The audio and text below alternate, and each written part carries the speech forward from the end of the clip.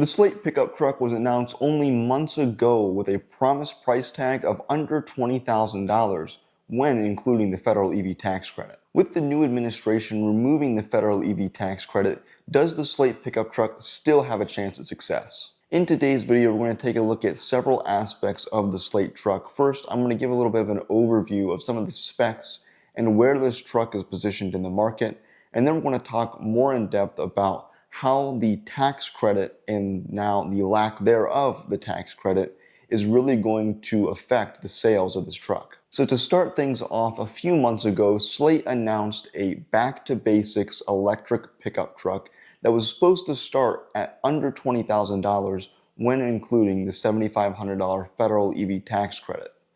Now that that tax credit has gone away, we're looking at a starting price of in the mid $20,000 range. They don't have an exact figure on their website, but I would guess anywhere from $26,000 to $27,000 is going to be where that truck starts out. The concept of the Slate pickup truck is a back to basics minimalist design that gets rid of all of the unnecessary excess stuff in modern vehicles, even things such as your power windows or a radio or an infotainment screen. All of that is gone in the most basic version of the Slate pickup truck. Starting with a basic truck and having really no add-ons or options or different trim levels from the factory allows Slate to streamline its production and manufacturing process.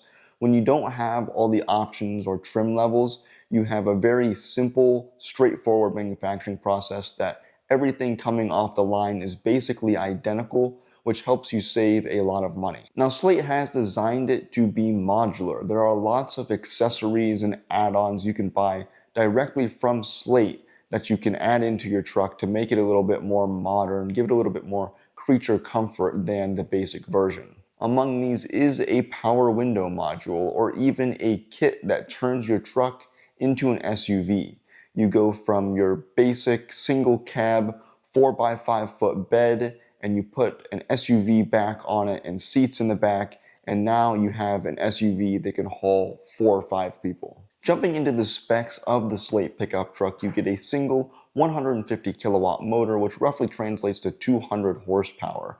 And in this configuration, you also get about 150 miles of range, while you can get a larger battery, a range extended battery that gets you up to about 240 miles. As previously mentioned, there are lots of add-ons you can buy directly from Slate that don't actually come installed on your truck from the factory, but that you can actually purchase and install yourself, or you can hire somebody to install them for you. They're not all as intense as turning your truck into an SUV. That one requires probably the most work of anything you could get for the truck, but you can get simple things like a tablet mount or a speaker mount, which would be very good since this truck has no speakers or radio or infotainment screen in it, but something that you can buy yourself, add onto the truck, use things you already have like your phone, your tablet, or some other speaker you have lying around. Another unique thing about the Slate truck are these little modifications called slatelets, which are basically little decorations that you can get or 3D print yourself that add some customization to your truck. Now that I've given an overview of the Slate pickup truck and some of its specs and features, let's talk about its position in the market, which just a few months ago was going to start under $20,000. I think that the business case for the Slate pickup made a lot of sense with the federal tax credit. Having a new car/truck for under $20,000 is basically unheard of these days. And the fact that you could buy that basic truck for $20,000, save up a little bit of money and add some customization to it or add some upgrade to it to make it nicer and not just that basic $20,000 truck later down the line is also an interesting idea. At $20,000, this was going to be several $1,000s cheaper than the next cheapest truck on the market, which is the Ford Maverick. The Ford Maverick starts at about $28,000, but with a destination handling fee, you're probably talking anywhere between $29,000 and $30,000 for a base Maverick. The base Maverick comes with a hybrid engine, which gets you about 42 miles per gallon, which is really good, especially for a pickup truck.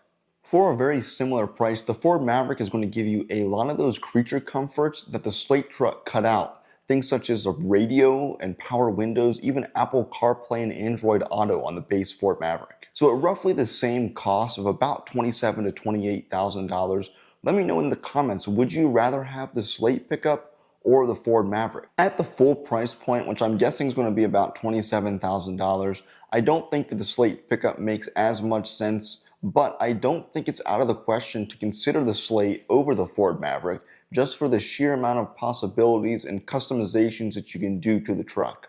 There is no other company currently making a pickup that you can convert into an SUV, and for that sheer fact alone, it's a very unique opportunity. I'm disappointed to see the removal of the federal EV tax credit. I think it's going to hurt a lot of auto manufacturers here in the United States, and I think it's especially going to impact Slate. Slate has not even sold a vehicle yet, but its big selling point was that it's going to start under $20,000. And when you're targeting a consumer looking at a $20,000 car, a $7,500 price increase is huge for them. That's nearly a 40% jump in what they were looking to spend on that vehicle. Looking at other EV manufacturers who sell more expensive cars, the tax credit might not have as big of an impact on them, but I'm sure it's still going to have a pretty sizable effect. Thank you guys so much for watching this video. I hope you enjoyed and learned something. Let me know, what do you think? What are your ideas about Slate? Do you think they still have a chance to succeed without the EV tax credit? And if you have any other ideas on topics you want to see me cover in the automotive space, let me know in the comments and I'll be happy to make a video about them. And with that said, I'll see you in the next video.